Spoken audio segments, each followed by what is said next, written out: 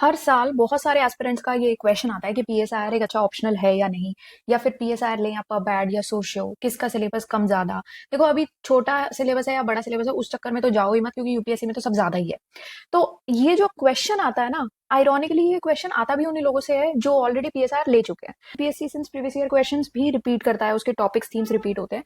तो आपको सबसे अच्छे से अगर पता लग सकता है कि आपको कौन सा ऑप्शन लेना है, आप सीधा जैसे आपने ये क्वेश्चंस उठाए, ये क्वेश्चंस उठा के देखो, एनालाइज करो कि आपको ये क्वेश्चंस का मतलब समझ में भी आ रहा है या कोई फेमिलियरिटी है आपकी। कि जैसे देखो, मान लो अगर आप इंजीनियरिंग बैकग्राउंड के हो तो मैं समझ सकती हूँ कि आपकी इतनी फेमिलियरिटी नहीं है, आपके लिए सब कुछ ही नया है। बट फिर भी आप जब क्वेश्चन पढ़ते हो, चैट जीपीटी का यूज करो आंसर्स के लिए इनके, और थोड़ा सा देखो कि क्या आपको समझ में आ रहा है। जैसे अगर मैं देखती हूँ ना, मुझे इनिशियली जब मैंने डिसाइड करना था पबैड और पीएसआईआर में से, तो मैंने सीधा पबैड के क्वेश्चंस देखे थे। अब पबैड के क्वेश्चंस भी ऐसा नहीं कि समझ ही नहीं आ रहे थे, अच्छा है, बट पीएसआर के क्वेश्चंस क्या है कि मेरा हमेशा से बैकग्राउंड ही वो रहा है, तो मुझे 100% वो क्वेश्चंस आते थे, मतलब उसका आंसर भी मैं लिख सकती थी। 2020 में भी अगेन टेलर साइंटिफिक मैनेजमेंट। तो देखो, यहाँ पर ना एक फायदा आपको नजर आएगा जरूर, कि क्वेश्चंस जो है ना वो ले दे के बहुत सिमिलर है। आप पबैड अगर ले रहे हो, क्वेश्चंस काफी सिमिलर टाइप के आ रहे हैं, बट चाहे क्वेश्चन कितने भी सिमिलर आ जाए, चाहे क्वेश्चन कितने भी रिपीट हो जाए, वर्ड टू वर्ड ही क्यों ना हो जाए, अगर आपको ऑप्शनल समझ में नहीं आ रहा है ना, कोई फायदा नहीं है। इससे बढ़िया तो जो ऑप्शनल आपको अच्छे से आता है और उसके नए क्वेश्चन आ जाएंगे ना, वो बेटर कर लोगे। बट जो नहीं आता है उसमें, क्योंकि एक के दुक्के क्वेश्चन ही तो वर्ड टू वर्ड आ जाएंगे, सारे तो नहीं आ जाएंगे। तो देखो, अगर आप 2026 और उसके बाद का जो टाइम आएगा, तो उसमें पीएसआर का रेलेवेंस ज्यादा इसलिए है क्योंकि अभी ओवरऑल जो वर्ल्ड है ना, वो थोड़ा सा, आप देखो तो, जियो पॉलिटिकली अनस्टेबल है। कुछ ना कुछ इश्यूज आपको चलते दिखाई देंगे। जैसे यहाँ पर क्वेश्चंस क्या क्या बन सकते हैं, इंडिया यूएस का बन सकता है क्वेश्चन, इंडिया यूएई का बन सकता है क्वेश्चन, ठीक है, इंडिया पाकिस्तान का तो बन सकता है क्वेश्चन। तो ऐसे ही इंडिया रशिया का क्वेश्चन बन सकता है, बहुत सारे क्वेश्चन है। इंडिया चाइना के क्वेश्चन बहुत आते हैं। तो यहाँ पर क्या, बायलेटरल रिलेशंस के ऊपर, या फिर आपके अभी टैरिफ्स के ऊपर, या अलग अलग टाइप के करंट अफेयर्स से निकलते हुए क्वेश्चन, करंट अफेयर्स पे यूपीएससी ज्यादा ध्यान देता है, तो ये सारे क्वेश्चन आपके जरूर आ सकते हैं। नेक्स्ट चीज, अभी जो इंडियन गवर्नेंस चल रही है ना पूरी, इंडियन गवर्नेंस भी आप देखोगे कि ट्रांसफॉर्मेशन स्टेज पर है, ठीक है, ट्रांसफॉर्म हो रही है। इनफैक्ट आपको इस बार का जो बजट है उसमें भी ये चीज आपको दिखाई देगी, ठीक है। और नेक्स्ट चीज जो है, तो अगर कोई भी चीज अगेन ट्रांसफॉर्मेशन में होती है, तो हमारी डोमेस्टिक पॉलिटिक्स में से भी आपको बहुत सारे पॉइंटर्स अलग अलग मिल जाएंगे। देन कॉन्स्टिट्यूशन भी जो है ना, वो ओवरऑल बहुत ही सेंट्रल रोल प्ले करता है, उसके ऊपर काफी वाद विवाद चलते रहते हैं, तो इसलिए कॉन्स्टिट्यूशन के ऊपर क्वेश्चंस आ सकते हैं, ठीक है। नेक्स्ट चीज, आइडियोलॉजीज सबकी अलग अलग हैं, चेंज भी होती हैं, और आइडेंटिटी पॉलिटिक्स जो है ना, अभी आपको ज्यादा राइज होती दिखेगी।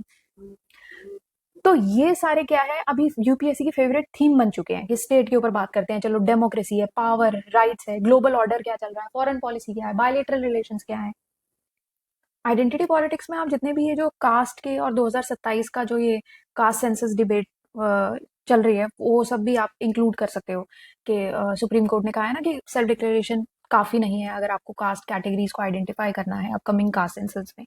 तो आइडेंटिटी पॉलिटिक्स होती क्या है बेसिकली, कि बेसिकली कास्ट को यूज कर लिया जाता है पॉलिटिकल रिप्रेजेंटेशन के लिए, जॉब्स बेनिफिट्स वगैरह के लिए, इलेक्टोरल अपील्स। अभी रिसेंट जो आप इशू चल रहा है, अभी यूजीसी का जो बिल है, उसके रेगुलेशंस जो है ना, यूजीसी का जो promotion of equity in higher education institutions regulations है, 2026 का जो रेगुलेशन है, उसका इशू चल रहा है, वो आप जरूर यहाँ पर उठा सकते हो। ये एक पॉइंट बनता है, एक इशू बनता है जिस पर यूपीएससी क्वेश्चन आपसे पूछ सकता है, जिसपे सुप्रीम कोर्ट ने स्टे लगाया है, ठीक है। तो ये सारी चीजें आ जाती हैं। तो अभी इंडिया क्या है, ले देखिए, इंडिया और वर्ल्ड ये सारे इश्यूज से जूझ रहा है। ओके, तो जब इंडिया ये सब इश्यूज से डील कर रहा है, तो आपके पास एक बहुत अच्छा ऑप्शन ये बनता है कि आप पीएसआईआर ले सकते हो, क्योंकि ले देके इन एरियाज को पेपर टू कवर कर लेगा। पेपर टू आपका इन एरियाज में जरूर जाएगा। जो आपका स्टैटिक भी पार्ट है ना, जिसमें हम स्टैटिक पार्ट में थोड़ा सा एप्लीकेशन बेस्ड में जाते हैं, वो चीजें यहाँ पर कवर होंगी। नेक्स्ट हम बात कर लेते हैं कि पीएसआर स्कोरिंग है या नहीं। तो डेफिनेटली देखो, स्कोरिंग तो है, बट ये डिपेंड उस बात पे करेगा कि आपकी अप्रोच क्या है? क्या आप एनालिटिकल माइंडसेट के हो, आपको थोड़ा सा एनालाइज करना पसंद है, या फिर आप रटने में ज्यादा बिलीव करते हो? अगर आप रट रहे हो कोई भी चीज, तो फिर आपके लिए पीएसआर डेफिनेटली नहीं है। जो आंसर लिखने के लिए, जो एग्जाम में क्वेश्चन आएगा, उसके लिए आपको जरूरी है कि उसी थ्योरी के अंदर आपको डालने हैं कुछ थिंकर्स, उनके साथ कनेक्ट करो, कुछ एग्जाम्पल्स जो आपके कंटेम्प्रेरी एग्जाम्पल्स हो सकते हैं, उसमें आप करंट अफेयर्स बेसिकली मिला के देखोगे। उसके अंदर कुछ आप केस स्टडीज, आपको कोई भी याद आती है, अरे ये कंसेप्ट की ये केस स्टडी बन सकती है, वो आपको लिखना है। कुछ भी एप्लीकेशन आप कहीं पर भी अगर आपने पढ़ी है या कुछ है, वो आप देख सकते हो। जो थिंकर आप पढ़ रहे हो उसका एक आध कोटेशन जरूर याद रखना, क्योंकि कभी कभी टॉपिक क्या है, कोटेशन फॉर्म में आ जाता है, क्वेश्चन ऐसा आ जाता है। तो डीप अंडरस्टैंडिंग का जो स्कोर होता है ना, वो डिस्प्रोपोर्शनेटली हाई होता है, इसीलिए average student average marks, serious student very high marks. और पीएसआर में क्या है, आपके मल्टीपल डायमेंशन है जिसपे आपको थॉट देना पड़ेगा। तो अगर आपको फैक्चुअल चाहिए then PSR is not for you. ठीक है।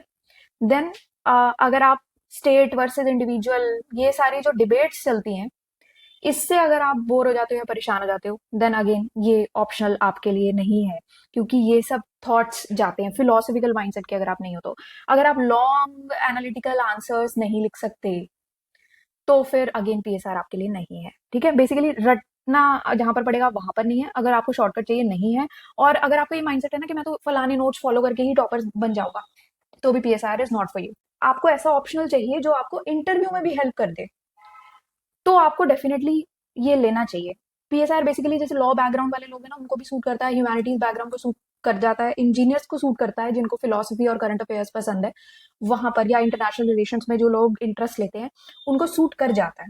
ठीक है। अब इंटरव्यू में ना एक बहुत बड़ा आपका जो एडवांटेज है ना, मैं यहाँ पर इसी की बात कर लेती हूँ, बिगेस्ट एडवांटेज होता है कि पीएसआर ना आपको थोड़ा सा इंटेलेक्चुअल कॉन्फिडेंस देता है। बाय द टाइम आप इंटरव्यू तक पहुंचते हो, आप किसी भी नेशनल इशू पे भी बात कर सकते हो, साथ में आप इंटरनेशनल जो इश्यूज चल रहे हैं, हमारा जो करंट वर्ल्ड ऑर्डर है जो हमें डोमिनेट कर रहा है, जो करंट अफेयर्स को भी डोमिनेट कर रहा है, तो इंटरनेशनल वर्ल्ड ऑर्डर पर भी आप बात कर सकते हो, आप पॉलिसीज के बारे में बात कर सकते हो, नॉट जस्ट स्कीम्स, आप पॉलिसीज के ऊपर बात कर सकते हो। तो आप ना फिर एक आप देखोगे, जब आप बात कर रहे हो ना, आप एक एडमिनिस्ट्रेटर की तरह बात करने लगोगे, not just a student. Okay. PSR आपको वो एक एडवांटेज जरूर देता है, इसीलिए पीएसआर कैंडिडेट्स आप देखोगे पर्सनालिटी टेस्ट में काफी काफी अच्छा परफॉर्म कर जाते हैं, तो ये बहुत बड़ा एडवांटेज मिलता है। और एक डार्क साइड जरूर जो पीएसआर की मैं बात करना चाहूंगी, कि देखो सिलेबस जो है ना, वो लगता है कि बहुत शॉर्ट होगा, बट कंसेप्चुअली बहुत हैवी है। शॉर्ट क्यों बोल रही हूँ मैं, है तो बहुत बड़ा ही सिलेबस है। शॉर्ट में इसलिए बोल रही हूँ क्योंकि लोगों को लगता है ना कि जैसे मेंस के साथ ओवरलैप कर रहा है, या प्री के वही टॉपिक्स आ रहे हैं। डेफिनेटली टॉपिक्स तो हैं, और मेंस के साथ भी ओवरलैप करता है। पर देखो, मेन का आंसर लिखने में और ऑप्शनल का आंसर लिखने में बहुत फर्क रखनी है, कि PSIR is not all about thinkers. Thinkers एक पार्ट है। आप जब आंसर लिखते हो तो पूरा थिंकर थिंकर तो नहीं भर देते। आप आंसर लिखते हो, इंट्रोडक्शन लिखते हो, यहाँ पर बैकग्राउंड आप दोगे, आप अपना कंसेप्ट जिस पर भी क्वेश्चन पूछा हुआ है वो थोड़ा सा एक्सप्लेन करोगे, उसमें आप फिर एक दो थिंकर्स डालोगे, कुछ केस स्टडीज डालोगे, कंटेम्प्रेरी एग्जाम्पल डाल सकते हो, क्रिटिसिज्म डालोगे, कंक्लूजन डालोगे। ये आपका ओवरऑल स्ट्रक्चर चलता है। All right. Then answer writing देखो, इनिशियली स्ट्रगल होगा यहाँ पर पीएसआर में, ये एक नेगेटिव साइड है। आंसर राइटिंग में इनिशियली बहुत स्ट्रगल होता है, बहुत डिफिकल्ट लगती है, बाद में जाके थोड़ा थोड़ा इजी होती है। तो क्या होता है, बहुत सारे लोग उस टाइम तक उस आंसर राइटिंग प्रैक्टिस तक पहुंच ही नहीं पाते हैं। इनिशियली ट्राई करते हैं, नहीं हो पाता, छोड़ देते हैं, दो तीन चार आंसर लिखेंगे, छोड़ देंगे। आप सिनॉप्सिस आईएएस वेबसाइट पर जाना और वहां पर टेस्ट सीरीज जरूर एक बार देखना, ट्राई करना, क्योंकि हम लोग previous year question based test series बनाते हैं, सो दैट आप एग्जैक्टली वही क्वेश्चन प्रिपेयर करो जो रिपीट भी होते हैं, जिनके टॉपिक्स रिपीट हो रहे हैं, या उससे मैचिंग क्वेश्चंस आएंगे, तो आप यूपीएससी के लेवल पे ही रहते हो। हाई एफर्ट ऑप्शनल है, लो आरओआई तो नहीं है, एफर्ट भी काफी मांगता है, क्योंकि पीएसआर में थिंकिंग चाहिए, अंडरस्टैंडिंग क्वालिटी, ये सब चाहिए। तो फाइनली मतलब मैं ये कहना चाहूंगी कि देखो 2026 के लिए पीएसआर वर्थ इट है। मैंने आपको ये भी बताया कि क्या स्कोप है 2026 के लिए, अभी हम कहाँ डील कर रहे हैं और क्या स्कोप्स है। तो ये है ओवरऑल। अब आप देखो आपको क्या चाहिए, प्रीवियस ईयर क्वेश्चंस एनालाइज करो, देखो आपको करंट अफेयर्स में कितना इंटरेस्ट आ रहा है, and that's all for today.